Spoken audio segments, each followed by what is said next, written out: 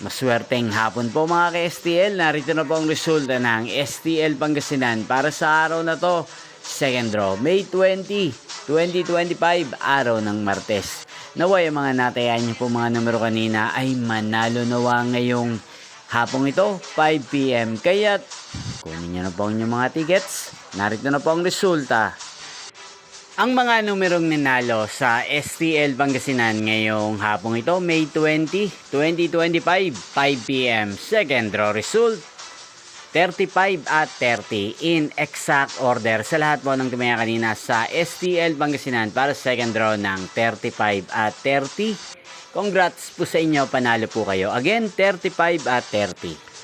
At ngayong hapong ito sa STL Pangasinan, atin pong i-shoutout si Kuya Franco ng Pangasinan. Shoutout po sa inyo, Kuya Franco. Sana po ay nasa mabuti kayong kalagayan.